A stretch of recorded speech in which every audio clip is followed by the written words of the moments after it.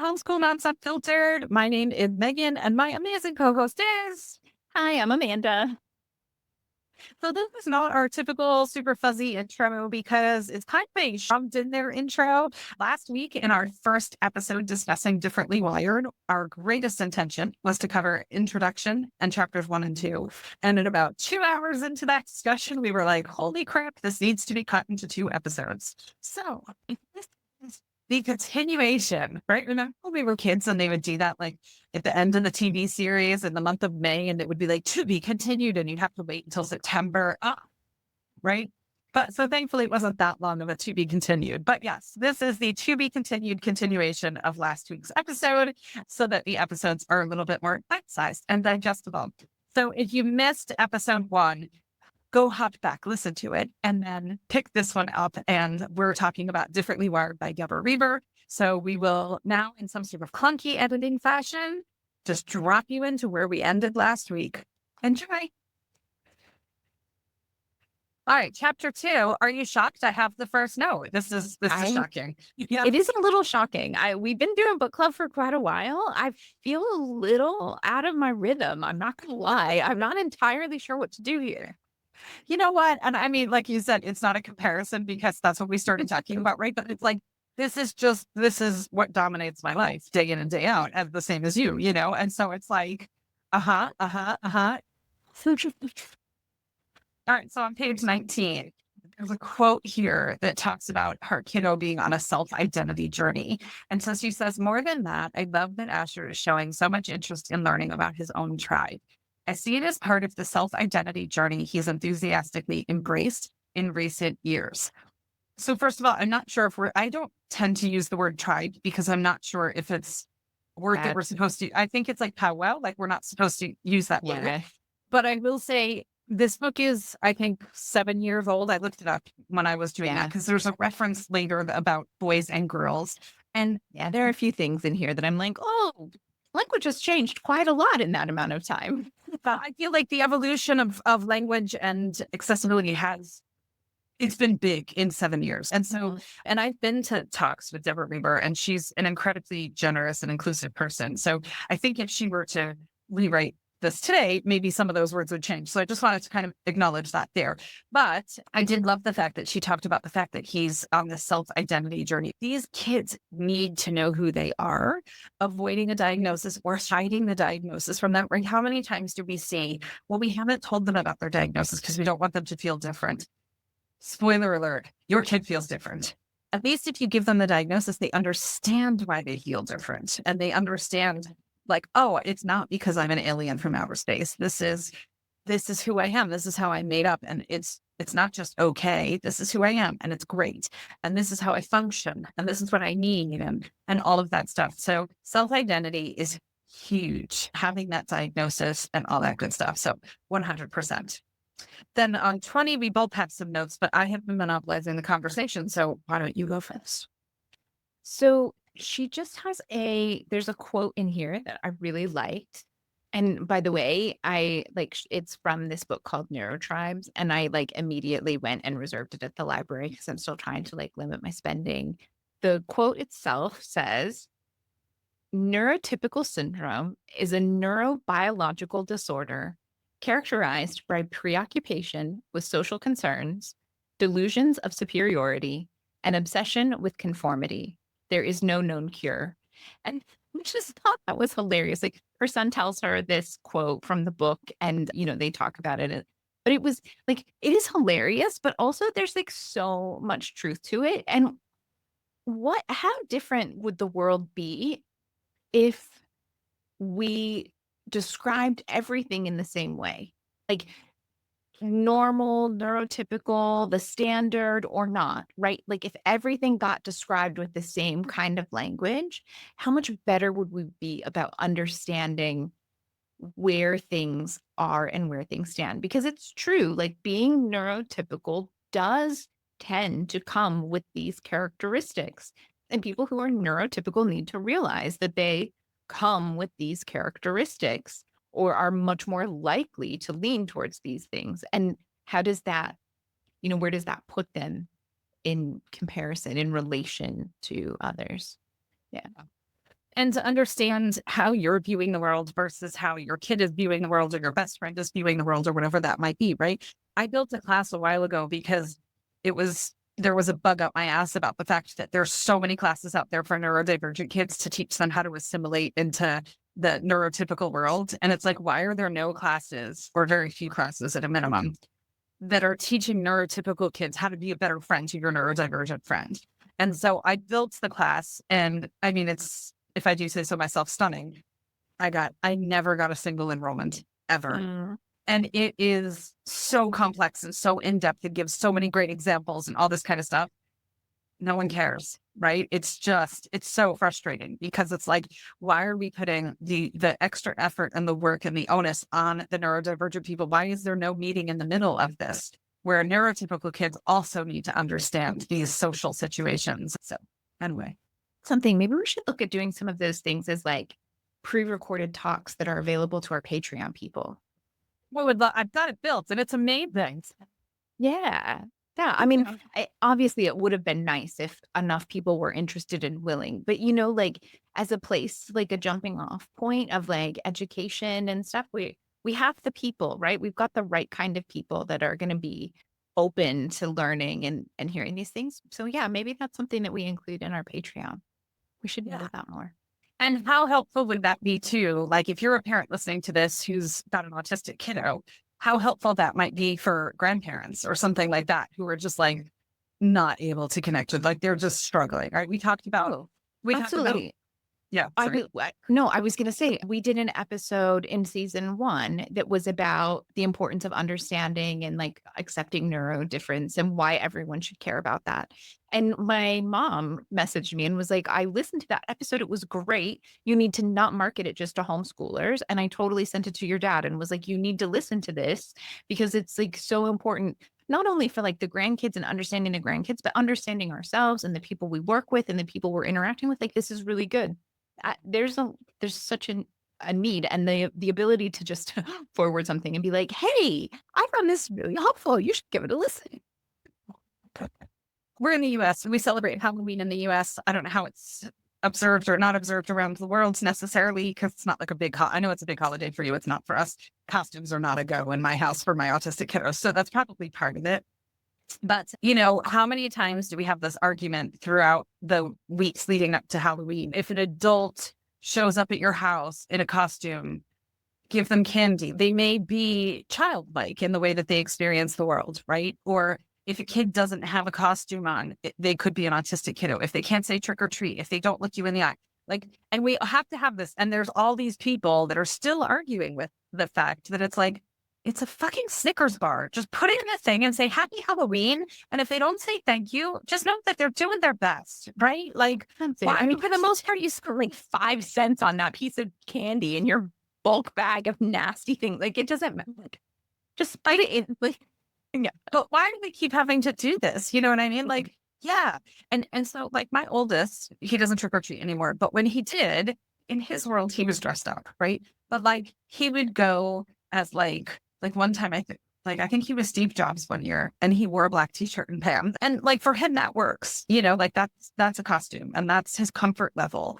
And there'd be people, what are you just at? And I'm like, he said a trick or treat. Like, can you please just give him a candy? Like, why do we have to make this so complicated? Oh, so yeah, I mean, just as society in general, like how much friendlier we would all be. You're gonna run into like when I lived in the US in the South, Publix is like one of the big supermarkets, right? And a lot of the bagging people and even some of the cashiers and stuff like that are people who have learning differences. You're going to interact with people. Like, why not understand better how they experience the world so that you can meet them in the middle? Because they're out there doing their thing. The least we could do is meet them in the middle and make their day a little bit easier, more pleasant, whatever the case might be. Like, but it goes back to what we said in the beginning about equity and inclusion and kindness being now a political hot button. Anyway, okay, 21. We talked about my note already, where she kind of talked about dividing by diagnosis, and we talked about at the beginning, like in my mind, it's not a reason to not get a diagnosis. Like I get what she's saying there, but get a diagnosis. Anyway, what'd you flag on 21? So she was just talking about how these days fewer and fewer parents would raise their hand when asked if they have a typical kid, right? She's kind of like, oh, if you're in a whole group of parents and said who has a typical kid, more and more parents are saying my kiddo's not typical. And I think there's some truth to that. But then I also think that, you know, we're in the US right now. You're not in the US, but, we're Americans and we're recording, and the vast majority of the people who listen are Americans. And like since the rise of Donald Trump and his devoted followers, right, there's this growing tendency among a certain population that isn't small, unfortunately, to insist that their kid is typical, even when they know that isn't true. And I think it's really sad. And I think the kids are the ones that will suffer always in those situations, and across, like, the kids will always be the ones that suffer when their parents or their caregiver, their adults, refuse to acknowledge and support who they actually are. Well, and now we're in this world where it's 2025 and we're just slashing education budget like crazy. And you and I have talked about with that in the past, that these diagnoses, to get accurate diagnoses privately, is expensive as hell. And so there are plenty of people who do rely on the school system to get these diagnoses. And now all of that's going away. So even the ability to do that for so many people is becoming harder and it was hard to do. It was hard to do privately. It was hard to go through the system to do it. Now it's getting even harder, which is, again, the kids are suffering. It's just so sad. The pro-life, save the children people. We're worried about drag queens and all this other kind of stuff, but like things that are actually affecting our kids every single day. All right. So I actually have the next note on page 22. She has a quote that says, "So at what point does the other become accepted and embraced for who they are? What's the magic number that will tip the scales to a place where these kids get their full invitation to participate in society? 25%, 30?"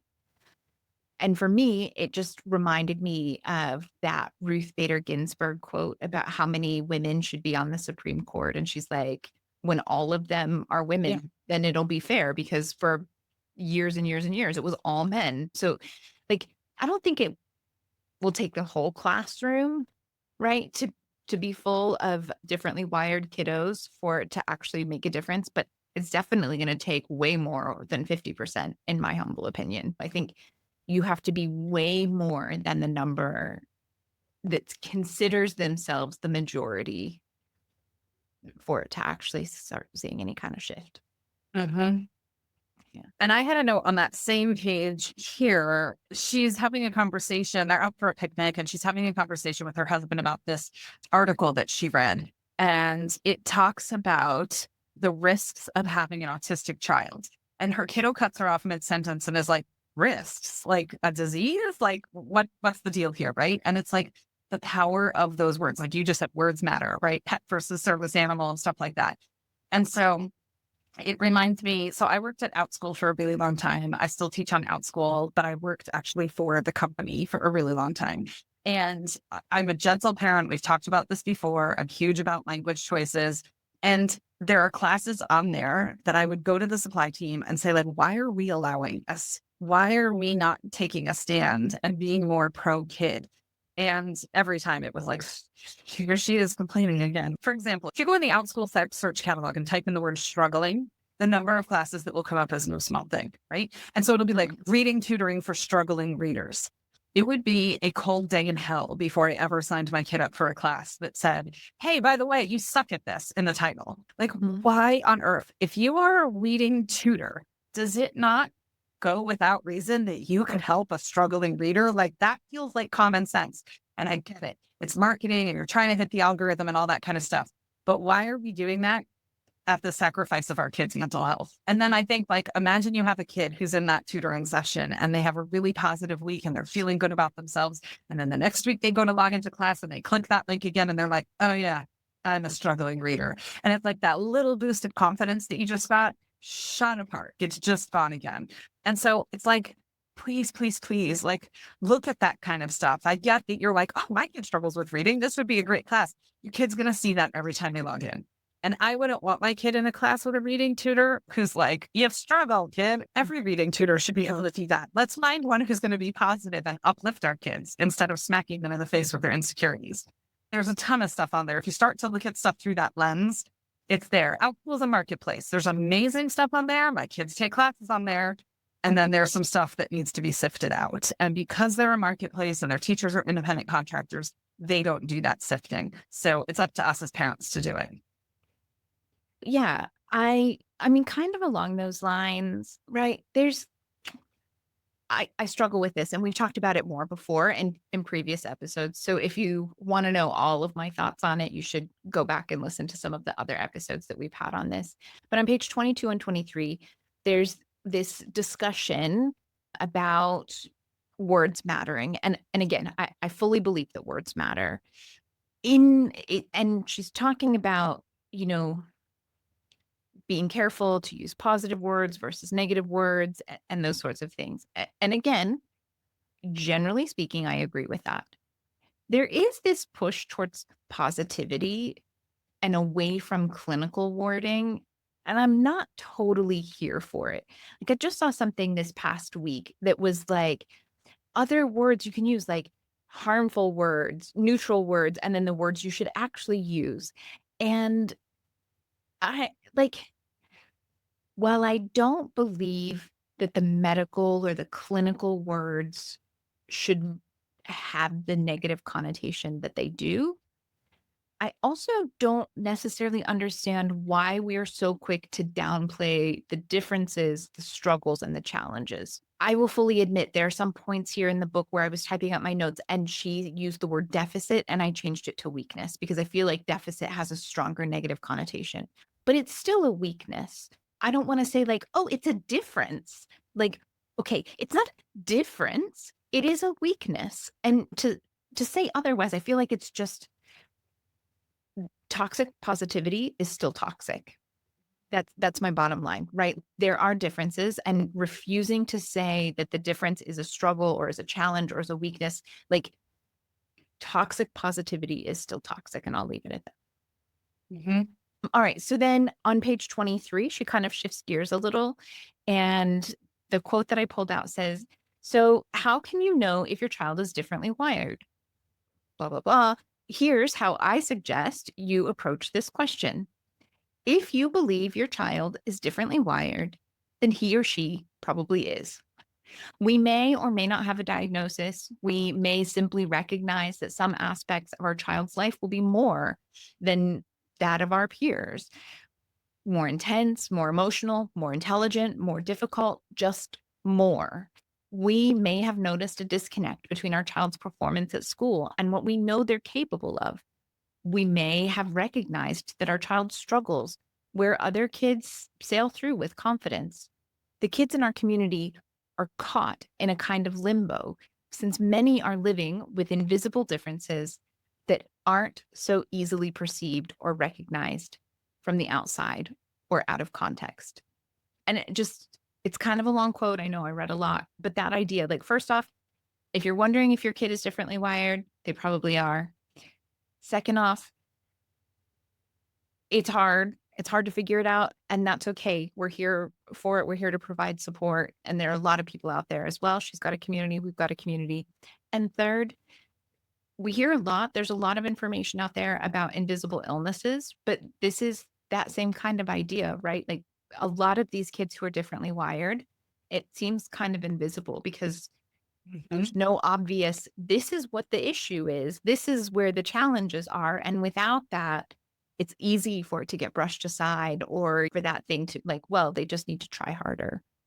They just need to do this differently. And so, yeah, we want to be aware of that. I'm sure we're both going to have lots to say on the next. So now she kind of gets into a lot of the buckets that she sees in her community and that she's considering differently wired. So the first one she listed as ADD/ADHD. And my big thing was I just wanted to clarify that in the United States, ADD is no longer a medical diagnosis. Okay, the diagnosis is ADHD with 3 subtypes or 7 or 12, depending on who you're listening to. I don't know now. I know that as of a few years ago, ADD was still diagnosed outside of the United States because of an issue with translated medical texts and things like that. I'm not sure if that has changed yet, but in the United States, no one is receiving an ADD diagnosis anymore, just so that we're all on the same page. Mhm. There's also some stuff in here on 25. And I think it goes without saying with the amount of thoroughness we've shared with this book that this is a book that you should get if you have and fully read, right? That our digest is not doing it justice here. But there was that article a couple of years ago about why French kids don't have ADHD. Several years Yeah. ago at this point, but yeah, Yeah. French kids don't have ADHD, And which is it's parenting. We're all shit parents if your kid has ADHD, et cetera, et cetera. And so there's a whole bunch of stuff on here and how after the fact it turns out, oh my gosh, French kids have ADHD. You would not believe it. Holy cow. So that's worth reading because that was ridiculous when it came out and it's still ridiculous. so I think everyone knows the viral opinion article, Why French Kids Don't Have ADHD, right? But what most people missed, because it's not nearly as fun on social media, is that 2 years later, this same publication put another article out that said French kids do have ADHD and it's not all about parenting. But that didn't get the same kind of traction. Yeah, Which, it's not I as mean, much fun. Yeah. Yeah, exactly. Mhm. Okay. Then on page 27, I think your note comes before mine. Okay. So, yeah, on page 27, she is running through a list of things that are common with ADHD. So, she lists trouble focusing, daydreaming, being disorganized, being impulsive, having a short fuse, constantly interrupting, trouble reading social cues, and feeling the need to fidget or constantly move. And then she says, quote, put all these traits together, and it's easy to understand why kids with ADHD present a challenge in the classroom. I totally get it. Yet treating these kids like ill behaved children who can be punished or suspended out of their behavior, as many schools do, doesn't just do them a huge disservice, it's undeniably harmful. Yeah. And And discriminatory. yeah, that's the thing. I mean, I totally agree with it. That said, I also kind of get it, right? Like the reality is this shit is hard. There are absolutely times when I'm trying to teach my kiddo something and his fidgeting makes it impossible for me to maintain my focus and train of thought on whatever we're talking about. He's clicking a pin or he's hitting something or he's shaking the table and I can't focus on what I need to share with him as the teacher in this particular moment. And like it's hard, right? I can't teach him if I can't focus, and he can't learn to the best of his abilities if he can't focus, which requires the fidgeting. The struggle is freaking real. And the reality is there are times I'm like, I need you to stop that right now. Like, uh, please stop shaking the table while I finish this. And sometimes you're in a place where you can be like, this is going to go on for a little while. Can you find a fidget toy? Can you find something you can do that is less distracting for me that also works for you? And sometimes you're just like, I need you to stop what you're doing right now and just listen to me for another 30 seconds and then you can resume, right? It's hard. It is hard. It is. Their fidgeting is what allows them to focus. And to your point, Amanda, we got to come to some sort of an arrangement that works for us both, right? Yes, but then it's not stop who you are. Exactly. Yeah, exactly. So on page 28, I thought it was interesting. There was a quote here that said, if you think about it, people with ADHD are the only people who are asked to change who they are. Kids in special education aren't asked to change their learning differences, but instead to learn additional skills. But we are asked to change. We are wrong. And this is a quote from Yafa Crane Luria, an ADHD parenting coach who herself is ADHD. And it's so true. For example, we talked about before, like these ADHD kids are punished in school or disciplined for their behaviors. Are you going to punish a type 1 diabetic because they get woozy and disrupts the class because they need to go get a sugar tablet from the nurse? No. Then you shouldn't be doing the same thing for an ADHD kid. It's different, but it's not, right? Okay. Yep. No, exactly. On that same page, she goes into her next thing, which is on giftedness. And for me, the inclusion of this is what really made this book revolutionary for me. I read it before we had any kind of actual diagnosis. Like I knew my kiddo was gifted because of school stuff, but we did not have a twice exceptional diagnosis yet. So this idea that like, oh, gifted, his brain really is differently wired was like a real light bulb moment for me, which is kind of sad because I was a gifted kid. I mean, you're not a gifted kid and then you're not gifted anymore, but like that was okay in my life, my experience. And yet this was never really put out there for me. And I'm 100% different. I'm my own person. I'm an oddball and I'm totally fine with that. I'm completely content with who I am as a person, though I'm always looking to improve and grow and all of that jazz. And that's all part of that neurodivergence, right? Like that being differently wired. It is 100% true that people say these kids already have a leg up. So why would they need extra support? And if there are people saying that, you can be absolutely sure that even more people are thinking it. We did an entire episode on giftedness. We could have done an entire series on giftedness. But basically, right, in a nutshell, truly gifted kids, this is not the like, oh, my kid does good in school, or the parent who says, oh, my kid is gifted. Truly gifted kids have brains that are wired differently. It's what allows them to learn so quickly. It's what allows them to see connections that many people miss. They are differently wired, and not just in a singular get good grades kind of way. Yeah, completely. And in fact, there's a quote on page 28 by Julie Ross. It says, Julie Ross had a similar point of view when we explained the challenges we were facing with Asher a few months later. She said, quote, I've never had a parent come to me and excitedly exclaim that their child is gifted. If they do, then I know that child probably isn't actually gifted, because highly gifted children are typically very challenging. In fact, being highly gifted is actually a special need in its own right, she explained. And I think both of us would completely agree with that, and the hell to the yeah. And for me, it makes me uncomfortable saying that my kids are gifted, because there's that whole, my kids are gifted, that's like constant. And I don't want to be that person. You know what I mean? And it's like, and we're not even talking apples to apples when you're doing that. You can't fathom the intent. I mean, I started it intense, right? Like that's all I can say. And it's freaking exhausting. So yeah, Yeah. that's my piece. Yeah. Yep. I'll just leave it at that. Yep.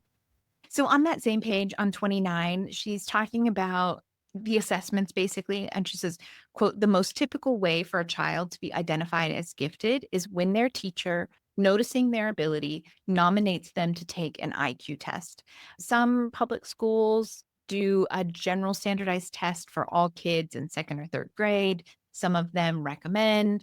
There's different ways of doing it. I have no idea what that's going to look like in the future because of what's happening with the Department of Education and all of this stuff. But I do want to say she points it out some, and I'm going to highlight it more.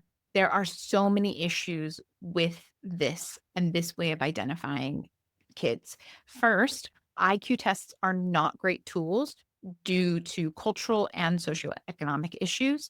Hopefully you know that. If not, that's okay. Feel free to read more on it or message us to discuss it further. We're happy to have that conversation. Second, not all schools, in fact, probably not many schools, are actually prepared to accurately assess giftedness, even via the standardized testing that they use. In our own family, that is an excellent example of how that plays out, right? Thank goodness we worked with our pediatrician to get testing done before the public school so helpfully did their own assessment. We were concerned specifically, he was already identified as gifted. Okay, fine, whatever. Then we had a learning disability type concern, a very specific concern, and we weren't getting anywhere with the public school. So we went to our pediatrician who was like, I can totally see this profile and how you were completely blown off because he's doing so well in school. But I do think that it's worth checking into, and here are some clinical educational psychologists that I recommend. We went with one. It was phenomenal. I'm so glad we did it. We got great information. It cost him, Megan's not wrong. It cost way too much, and insurance doesn't cover it if it's just learning disability. If you have something that's a medical diagnosis, they will oftentimes cover it, but not in our case, even though we got a DSM diagnosis, which is a whole other thing. That's one of my soapboxes I could get on for hours, but I won't. But we got great information that really helped us figuring out how to homeschool well. We got such solid recommendations and ideas and suggestions from doing this. I'm so glad we did. Then the school that we work with was like, oh, we're going to do our own assessment so we can figure out, like, oh, this is going to be great. The school's assessment came back that not only was he not twice exceptional, but they actually put him at below average intelligence. And they didn't even care. Like they presented this and they're like, oh, not even like average, like at the bottom of like the average, like thing. And I was kind of like, well, like your standardized test, we do standardized testing 3 times a year with your school. We're required to. And he's always in the 99th percentile in everything. Like, I'm curious how he could be in the 99th percentile on all of your standardized testing and be below average intelligence. And they were just kind of like, well, that's what the numbers say. I'm like, that's what the numbers say. No, you're a moron. But it was one of those things like I actually really went to bat with them, not because I needed it for my kiddo. I knew where we were. I had great information. I have lots of resources from different programs that he's in and things like that. But I'm like, this school is going to completely misdiagnose kids of color, kids from other communities that are, like it's going to be ugly. And they're really going to hurt kids whose parents are like, oh, I guess, because they just don't know. And I really went to that. I don't think I changed everyone's opinion, but I definitely educated a few people who were like, thank you. That's really helpful information. Like yeah. So anyway, I share all of this to say assessments can be good and they can totally be bad. Yeah. And as with anything that is medical in one way or another, whether it has to do with the brain or the physical other parts of the body, like a second opinion is never a bad thing. If you get it and you're like, I'm not sure on that, get a second opinion. Yeah. I had my oldest assessed 3 times because I truly didn't trust the diagnosis the first time, not because I was like stigma wise again, like my child, I just didn't see it. I truly didn't. And I didn't feel like the doctor was thorough enough and this and that. So we did it again. And I didn't. And she's it's been over the years too, right? As he grows and evolves and changes. So, but it turned out the same every time. Well, but I mean, there's much to be said for that. Right. Whereas for us, like the first time we got these really important pieces of the puzzle, the second time was like pretty useless. And we're actually just looking at doing a third smaller version, but a third one for some more information around stuff that got covered a little in the first one, but the first assessor that we saw, she definitely had a strength in one area and not in another. And so that thing, when she says, well, this kiddo is at the top, that I've never seen another kid that high in this thing. Like, okay, well, of course, as a parent, you're like, oh, that feels good, right? But the reality is if she's never assessed as a student that looked like that with that profile, she's not the Somebody who best. has. Yeah. Right. She's not the best one to give you all of the information on that. And so now it's time to go a little further in that. So I can laugh at you for doing 3 times, but we're about to do our third to there you go. Step. On 29 and 30, she starts to, actually, I think it's 30, she introduces overexcitabilities. And so we are getting long with our episode, but if you are unsure about overexcitabilities, they are defined by the advocacy group that's supporting the emotional needs of the gifted as inborn intensities, indicating a heightened ability to respond to stimuli. And I've talked about it before. My kid will just completely shut down. I mean, he will, to the point that it's physical and there's vomiting involved and it's a whole situation. It's really fun. So if you're in that boat and you are looking for support, I think unless somebody has that in their world, like you severe, intense, the world stops OE tendencies, it's a little hard to explain to people. You feel a little bit like a flake when you have to call somebody and be like, my kid is vomiting and they're going to do that for like another 3 hours and then they're going to sleep for like 5 hours, but then they'll be fine. So can we move to tomorrow? And I'm like, it's a pattern. We do this. It's fine. Every birthday, every Christmas, like we do this, So overexcitability is if you're trying to pinpoint what that is and you've not heard that term before, it's worth looking into because it is a dominating force in my life. Yeah, it is. And we talk about it quite a bit in our gifted episode that we recorded towards the end of season 1. So yeah, you can go back and give that a listen. It was season 2. Was it? Good Lord. I'm like, all right, I'll take your word for it. At the beginning of season 2, then. Jeez, please. Yeah. Gosh. Okay. All right. So then she moves on to talking about learning differences. And that's what she calls them. Again, I have thoughts, but basically this is like dyslexia, dysgraphia, dyscalculia, those kinds of things. There were two that she included in here that I really wanted to pull out for anyone who's listening and not already well educated on this.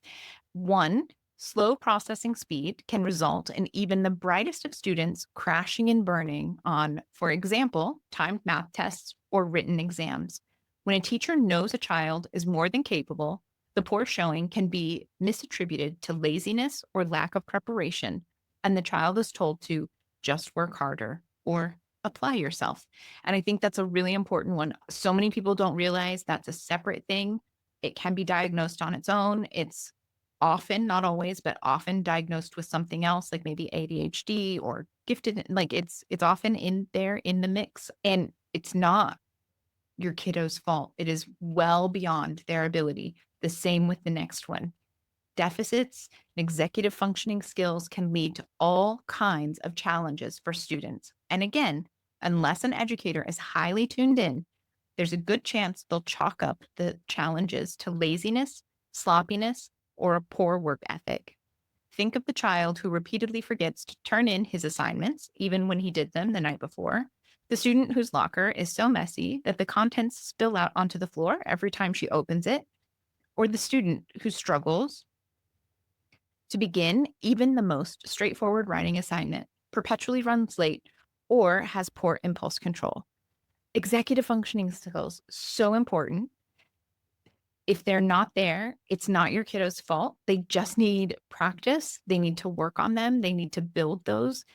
Just so important. I just saw a discussion in one of my parenting groups about kids not submitting their homework. And it was all about how important it is to crack down on them now because they're middle school age. And if you don't crack down on them now, it'll only get worse in high school. And it just made me so sad because for the most part, those kids don't need crackdown as much as they need targeted help with skill building and, executive function life skills. And there are lots of resources out there. There are classes, there are books, there's so much. So if you see that, there's some great articles that kind of like walk through what a day in the life of a third grader who has slow processing speed or has executive functioning skills deficits. Like read that. And if you're like, oh my gosh, that is my kid, that is me. Like I'm so frustrated by these things. Then go look. There are great websites, there are great books, there are great resources. We're happy to help point you in the right direction.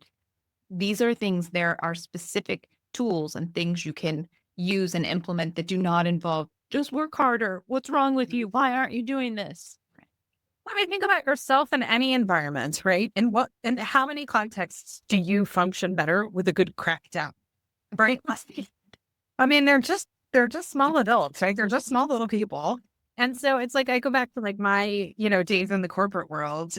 And I mean, every management training class you ever went to was like, partner with your people, listen to what they're struggling with, help them. Nobody benefits from a good crackdown. I shouldn't say nobody, but very rarely and the kids are no different. It's not a mystery. Yep. All right. So on page 34, she goes into the section entitled Asperger's, Autism, and something else. I just wanted to make a quick note. Again, we kind of mentioned it before. Some of the language in here is a bit dated because a lot has changed. Just so you know, if you're listening, Asperger's is a really problematic term. There are people who still identify with it. We're not going to tell them that they're not allowed to identify with it, but we're not encouraging anyone new to pick it up and run with it. It's like a whole thing around Nazi eugenics and a way to identify who was worth saving and who wasn't. So, like, just please be aware. Which RFK is really bringing back. There was a whole thing about sending ADHD people to work farms and okay. I mean, it's so frightening. I mean, there's a whole thing that Elon Musk might actually be, what was it, a Aspie supremacist, which is like this whole idea that Asperger's people are meant to lead the world into the next whatever and are superior and he's white. So he's like even more superior. It's like, yeah. So Yeah. good times. Exactly. I'll add to the Asperger's things too. Again, the book is 7 years old. There's stuff in here about high functioning autism being like a new and up and coming term. It's almost worked its way through the system and on its way out at this point, right? So And we talked about this when Jonathan Mooney was on, that there's a lot of disconnect within the neurodivergent community about how people want to be referred to, what they will accept, what they find offensive, etc.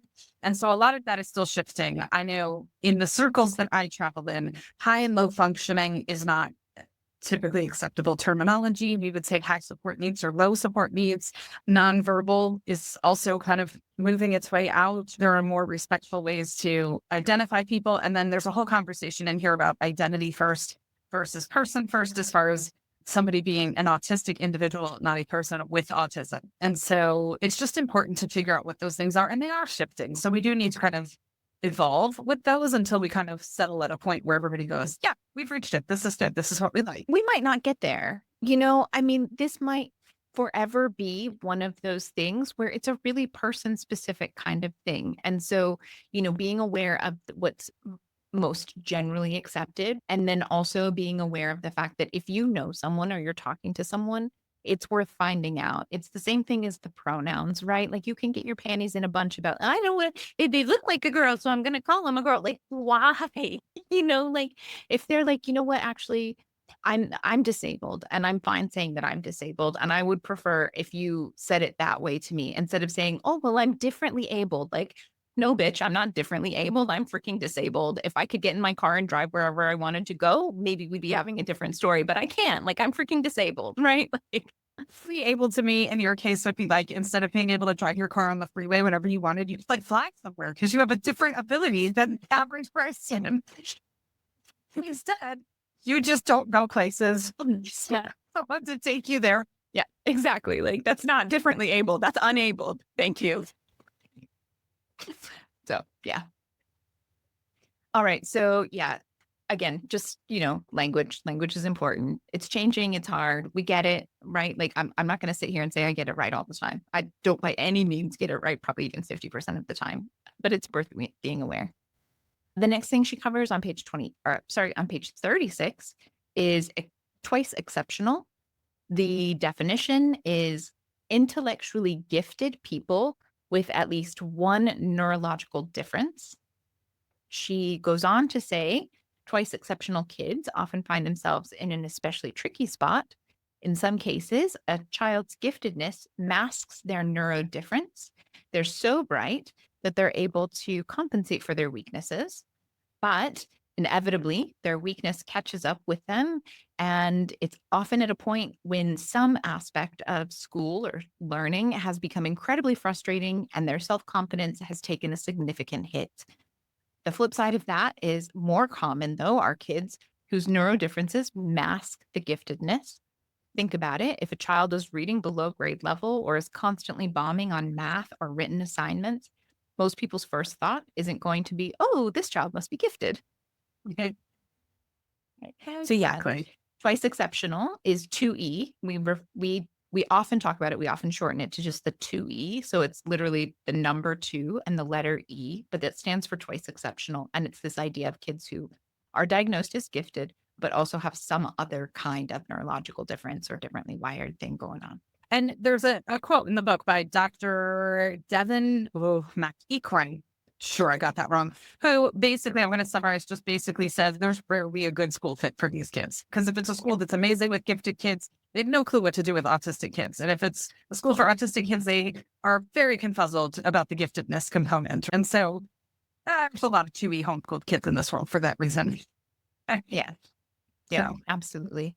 The next one she covers on 38 is anxiety. She highlights the intolerance and lack of awareness. We kind of brushed on that, touched on that earlier.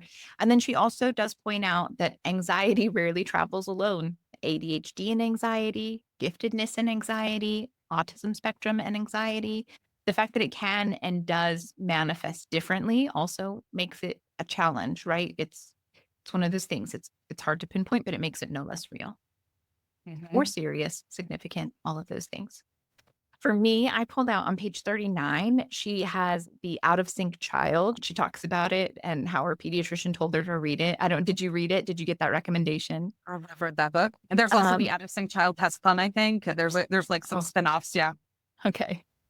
I just think every caregiver that's ever read that book finished that book feeling like both validated and frustrated. Like, okay, I've got some new things in my toolbox. Like, this is great. But then also that letdown of like, but why can't I get real help with this? Yeah. And it's because it isn't technically a real quote unquote medical diagnosis according to the DSM or the ICD-11. And this is in, sorry, I should have started with, this is specifically with sensory processing disorder and things in that category. Yeah. And my note about that whole section was my youngest was diagnosed with sensory processing disorder very young when he started telling us that he wished he didn't have teeth and that food was poisonous and basically didn't eat, didn't sleep, like nothing. I mean, it was just, and it was brutal because to try and order in a restaurant or something like that, like no one understands sensory processing disorder. And it was literally the best day of my life when he finally got an autism diagnosis, because we would go to Mod Pizza, for example, which we can no longer do because they changed an ingredient in their crust, and a child with sensory processing disorder will know that immediately and will no longer eat it. Thank you, Mod Pizza. Sent them a message about it, never heard back from them. So, not even like a form letter. Thank you. I spent a lot of money on pizza because it was like one of the 5 foods the kid eats. But I could literally walk him up to the counter at Mod. It's like a counter thing where you go down like, and they, like, it's like stations, right? And I'd be like, he's autistic. Can he give you very specific instructions? No problem. Right. And they would be like, let us know exactly how much sauce you want, because that was like one of the big factors and stuff like that. Right.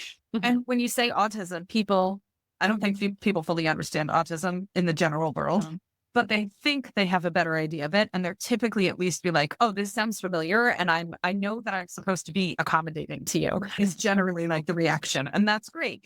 Sensory processing disorder, people are like, I'm pretty sure you just made that up. Like, you, I think, yes. And you didn't, but man, it's hard to get support. So the autism diagnosis is a gift. It is. And I was really surprised. I did a little bit of quick digging. I was surprised to find that most of the symptoms of sensory processing disorder are only found in the DSM under autism spectrum disorder. But it made a lot of sense for me because I remember going with my young child and saying, like, I know he gets it from me a bit because I don't like having my hands dirty. And when I was growing up and we would have to do yard work and things like that, right? I always would like put rubber gloves on because I hate the feel of dirt under my fingernails. Like, it drives me absolutely nutty. And so like, I'm going to put rubber gloves on and then my garden gloves to make sure that nothing gets under my fingernails. But homeboy like took it quite a few steps past that and just like didn't, like, had real issues with like Play-Doh was hard, and it took years to get to the point where we could go enjoy sand in any fashion and these kinds of things. And I went to our pediatrician and she was just like, she asked some questions, which in hindsight now I realize was like an autism kind of screener.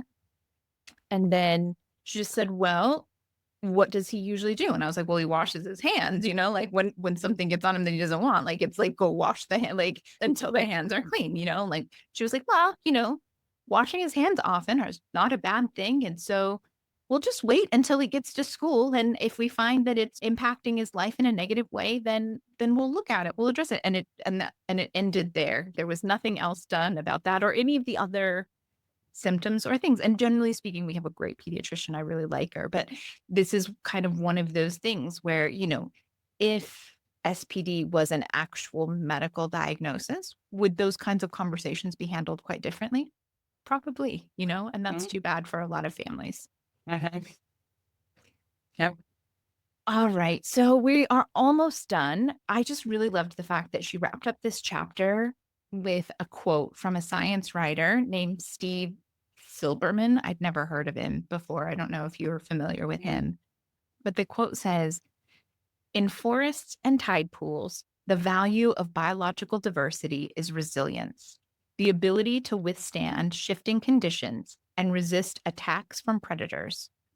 In a world changing faster than ever, honoring and nurturing diversity is civilization's best chance to thrive in an uncertain future. And like, it's great, that thing of like, you don't really think about it, right? But in so many situations, you need biological diversity for survival. And yet somehow in humans, throughout history, we've tried to get rid of that diversity. Sameness. Yeah. Somehow thinking that that's going to help us survive. Like, I don't know. And now getting rid of anything that helped people who were in any way, shape, or form different exist in the world peacefully seems like a really great plan. Yeah, great. This is good. All right, so that wraps us up for today. Amanda mentioned earlier that we have a Facebook group, but if you'd like any more Megan and Amanda time, we also want to let you know that we host a Patreon. It is a budget-friendly way to sink your teeth into even more content while further supporting our little independent media source here. We offer 3 levels of support, and you can choose from perks like themed unit studies and live meeting. In our live sessions, we cover custom homeschool support and opportunities to socialize with like-minded homeschool parents. So we'll pop a link and a coupon code in the show notes, but we hope you'll join us there. Yeah, definitely. And thank you so much for joining us today. We will be continuing our discussion of this awesome book. Again, Differently Wired is the title. We talked about it a lot today, but it's called Differently Wired. Next week, we'll be covering chapters 3, 4, and 5. 5 is really short, so don't stress. So, yeah, tune in for more. And in the meantime, happy homeschooling.